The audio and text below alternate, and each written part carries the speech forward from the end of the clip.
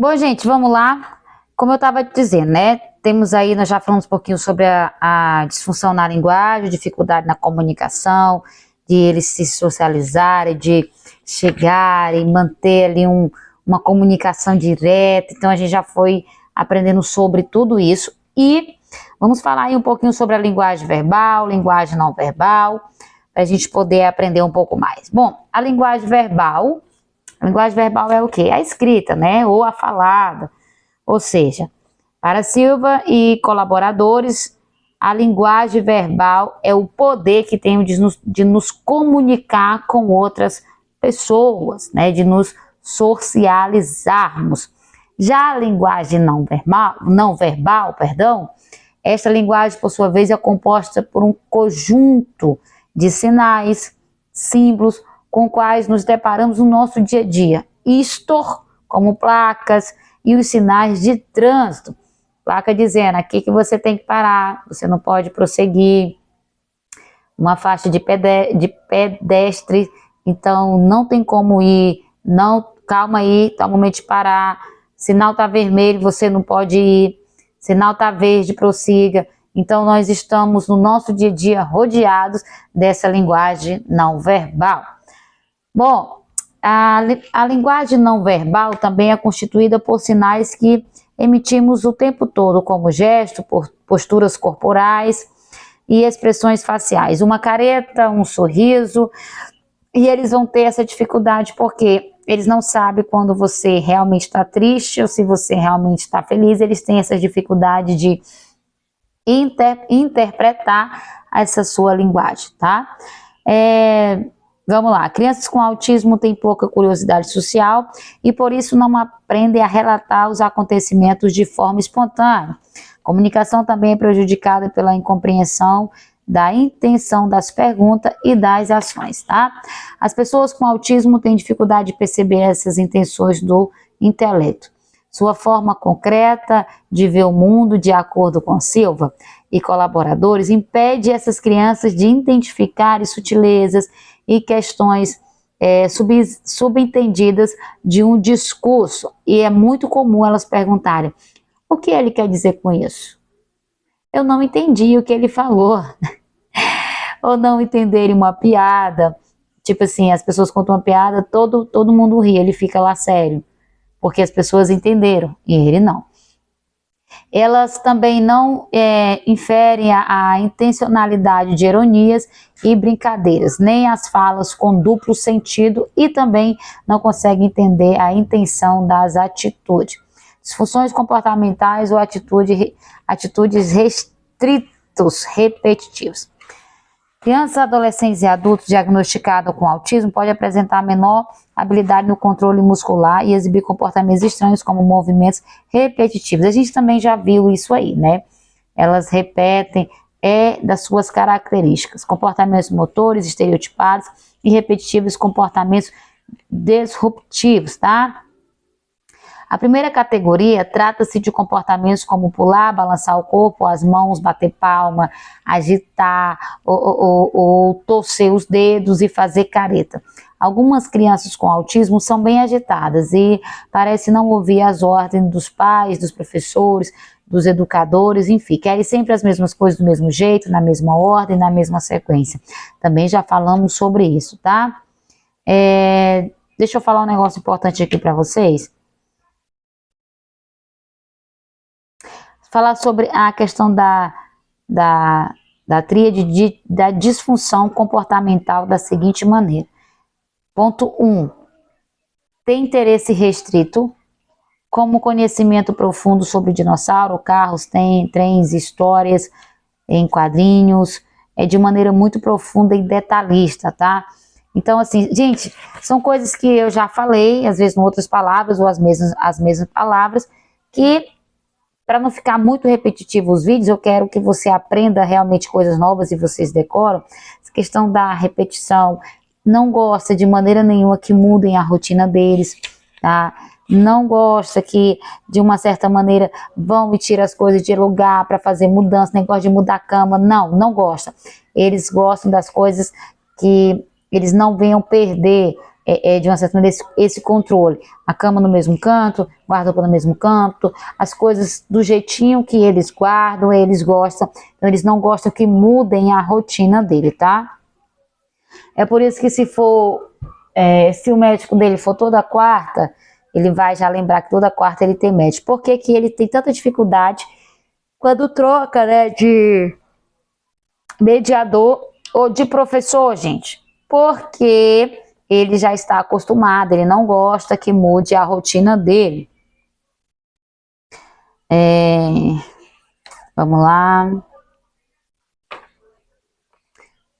Características físicas do autista. Crianças com transtorno do autismo costuma ser descrita como atraente e, à primeira vista, não apresenta nenhum sinal físico identificando problemas. Características comportamentais do autista apresentem prejuízos qualitativos na interação social, não apresentam sinais sutis com os pais e outras pessoas, não apresenta contato visual ou ao mesmo muito pobre, mesmo que aconteça esse contato visual, é muito pouco, é isso que ele está querendo dizer, tá? Eles também não reconhecem ou não diferenciam as pessoas mais importantes de suas vidas. Claro que, nessa lógica, o transtorno do espectro autista pode se apresentar de diversas formas, compreendendo uma ampla possibilidade sintomatológica. Cada caso apresentado tem as suas particularidades individuais que merecem intervenções individualizadas. Dito isto, o autismo é uma questão de saúde pública, visto que a incidência desta condição comportamental é muito elevada. Neste âmbito, é fundamental importância que o médico pediatra, bem como psiquiatra, tenha conhecimento psicopatológico para conduzir com maestria os casos de autismo. A capacidade intelectual. Eles possuem hiperlexia ou boa leitura, muito embora não possam entender o que lê, memorização e recitação, bem como capacidades musicais, como cantar ou tocar melodias e reconhecer notas musicais.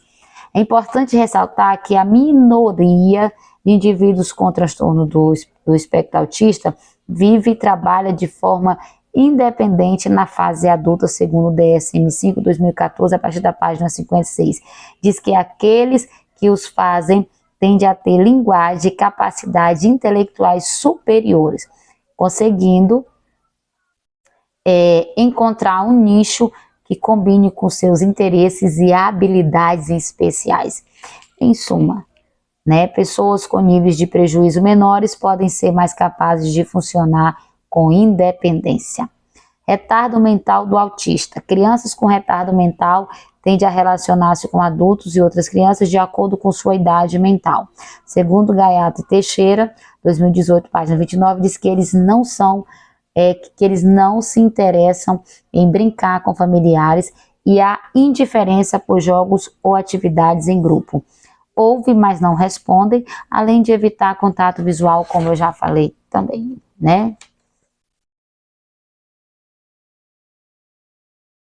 Gente, agora eu vou dar algumas orientações para vocês, mediante a faixa etária de cada criança. Vamos supor, aos 4 meses de idade, o que é interessante, tá?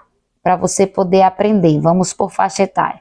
Aos 4 meses de idade, eles não vão acompanhar objetos que se movam na sua frente, que acompanham, por exemplo, olha aqui, às vezes a mãe pega e balança, eles não vão acompanhar, tá?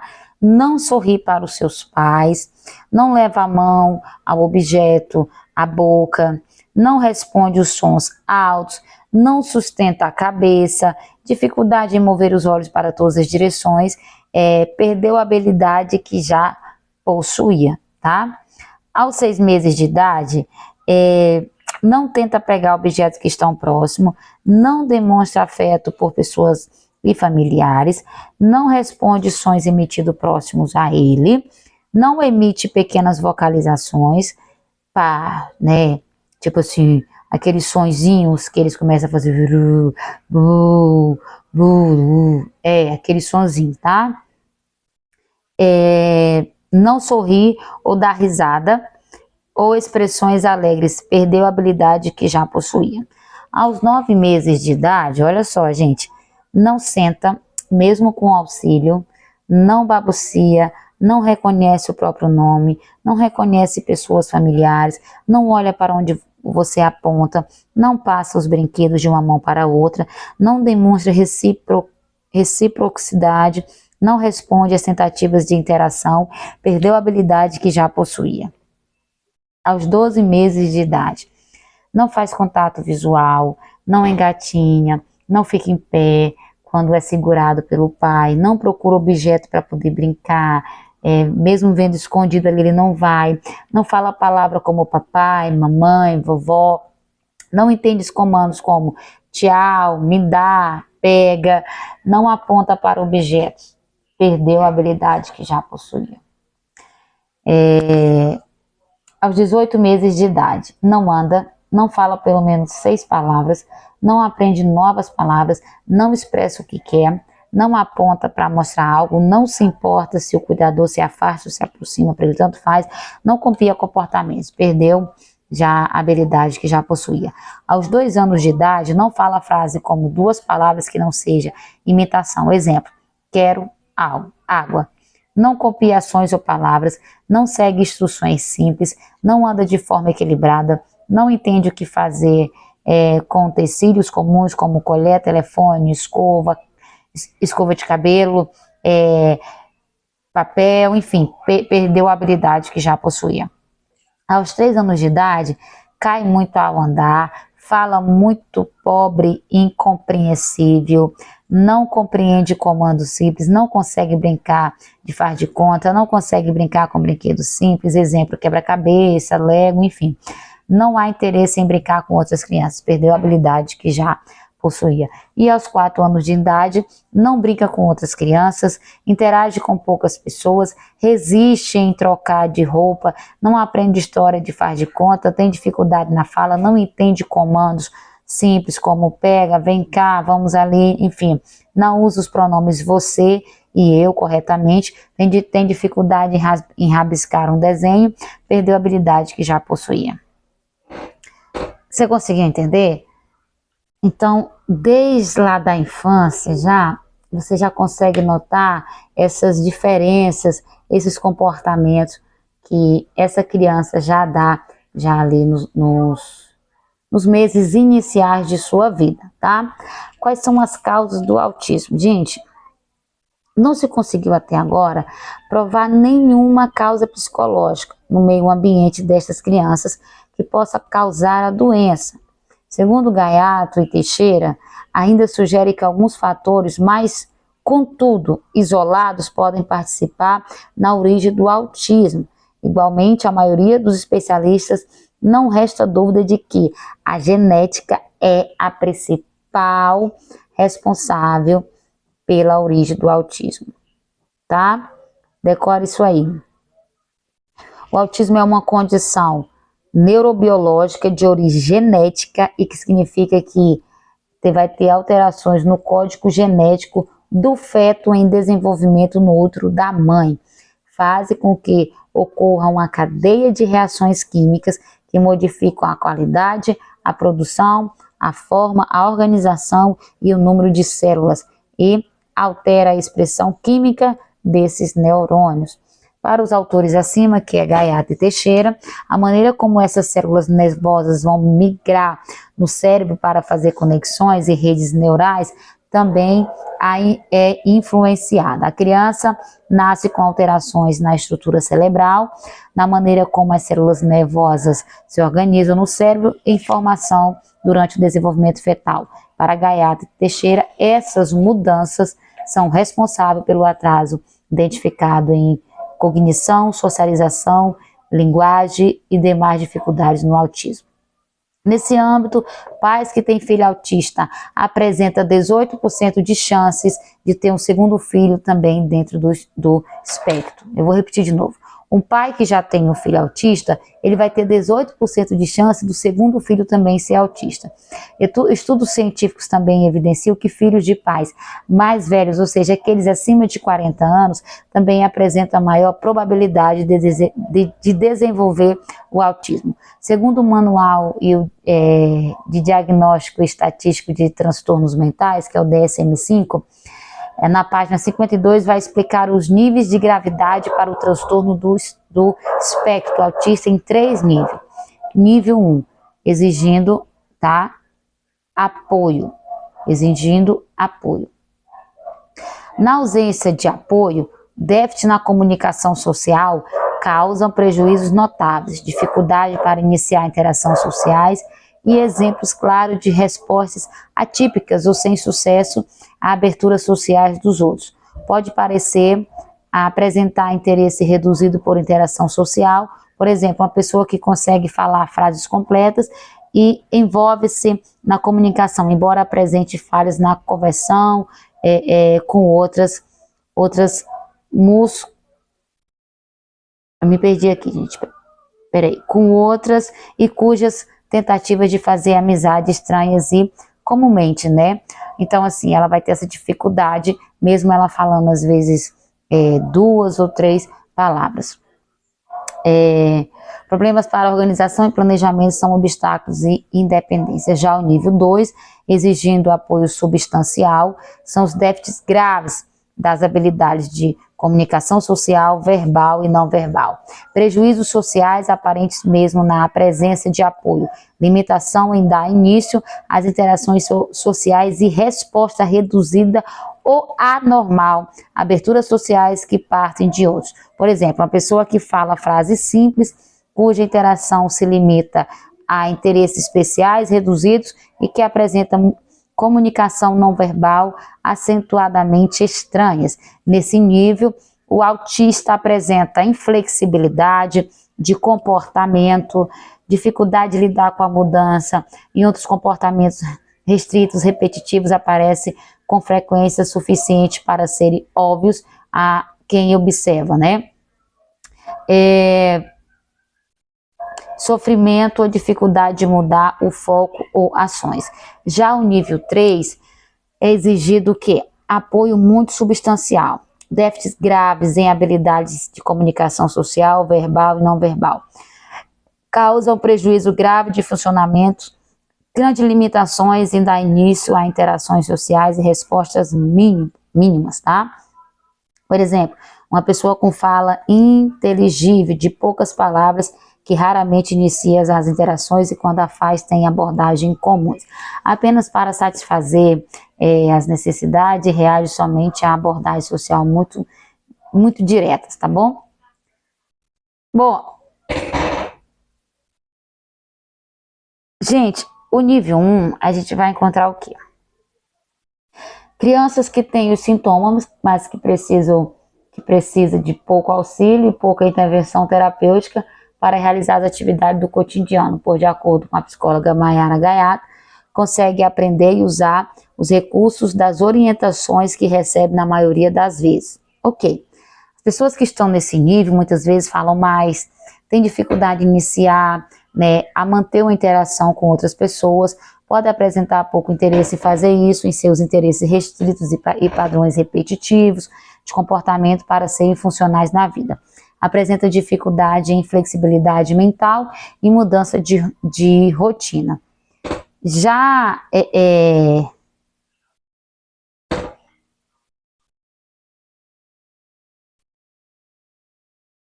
gente, já o nível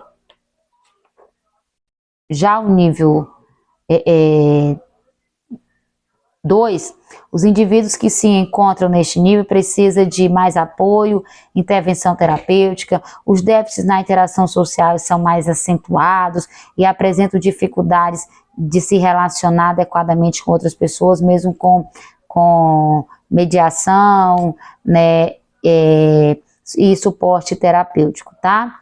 Já o nível 3, os indivíduos que se encontram neste nível precisam de apoio intenso pois apresenta déficit em comunicação verbal e não verbal, a interação com outros torna-se extremamente limitadas, tá?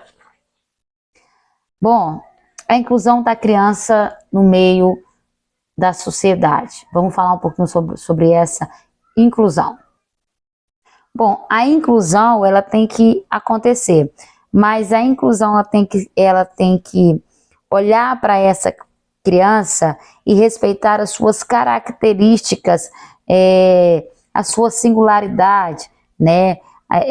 A sua vivência. A inclusão precisa acontecer de um modo geral, tanto na escola como também em casa. E o papel do professor, o papel do pai, o papel da mãe é sempre andar unidos com a escola. Quando nós estamos em um só propósito, é mais fácil para poder ajudar essa criança. Temos que ter esse olhar para olhar, ver o que é que precisa mudar, ver onde nós possamos ajudar essa criança. Como, por exemplo, eu vou falar um pouquinho para vocês, né, o que não fazer, que atitudes não tomar para uma criança autista. Vamos lá. Não faça surpresas. Preze por rotinas previsíveis. Elas são muito bem recebidas. Falta de ordem, de organização, podem afetar muito pessoas com autismo. Respeite o ritmo de cada um, pois cada um tem o seu ritmo. Cada um tem a sua condição neurológica. Isso vai mudar de pessoas com autismo, né, que ele vai ter o seu modo particular de interagir com o mundo. Não fale muito, nem depressa demais. Dificuldade com as palavras atrapalham a comunicação e pode gerar estresse. Seja claro e direto ao pedir alguma coisa para eles. Não fica rodeando. Se for possível, quando você terminar, quando você puder, pega água. Não, pega água para mim. Pronto, objetivo, tá? Respeite a distância estabelecida por eles. Eles não gostam de contato, que tem que estar pegando. Porque tem gente que para conversar com a gente tem que estar tocando, tem que estar pegando na gente. Gente, eu não sou autista, mas eu não gosto de ninguém conversando comigo, me tocando, me pegando, me apertando. Então respeite esse limite, tá? Não atribua má intenções e comportamentos aparentemente agressivos. Estes são geralmente a maneira que a pessoa com autismo achou para lidar com os desafios de sua condição neurológica sobre o seu corpo. Compreenda que o desenvolvimento de pessoas com autismo é diferente, nem melhor e nem pior. É que essa diferença gera comportamentos que, apesar de aparentemente estranhos, não devem ser recebidos com hostilidade ou desprezo. Ajude na necessidade dele, mas não faça tudo para uma pessoa com autismo. Dê ela também essa possibilidade dela fazer, faça ela se sentir capaz. Aceite as condições enquanto parte da pessoa com autismo. Não conduza seu pensamento no sentido de esperar uma cura para descobrir que ela realmente é. A condição do autismo faz parte da individualidade da pessoa. Tentar apagar esse aspecto é como tentar negar uma parte indissociável da sua integridade, tá bom? Enxergue a pessoa com autismo como o que ela é, ou seja, assim como você é, alguém com desejos, sonhos, dificuldades, direitos e deveres. Bom, gente, é isso, tá? Vamos falar agora sobre o diagnóstico do autismo. O autismo possui os seus espectros e incertezas que dificultam na maioria dos casos. Um diagnóstico precoce, segundo Cunha, o autismo tem demandado de estudos e indagações, permanecendo ainda desconhecido da grande parte dos educadores. O diagnóstico do autismo é clínico, assim como outros transtornos delicados. Depende de uma exausta e minuciosa avaliação comportamental da criança, bem como da entrevista dos pais, professores, educadores, cuidadores, com a observação da criança, o relato dos pais e de outras pessoas que convivem com ela, como babás, professores, são fundamentais para a coleta de informações, tá bom? Gente, é isso, eu espero que vocês possam ter aprendido um pouco mais sobre o autismo, transtorno do espectro autismo, e como eu sempre falo, que nós possamos buscar esse conhecimento para ajudarmos os nossos alunos, as pessoas que estão ao nosso redor, ter uma vida significativa. Porque ele pode ser um autista, mas ele tem uma personalidade, ele tem as suas características. E quando você sabe separar o que é do autismo e o que é dele, é muito mais fácil de você aprender a lidar e ser um facilitador para aquela criança.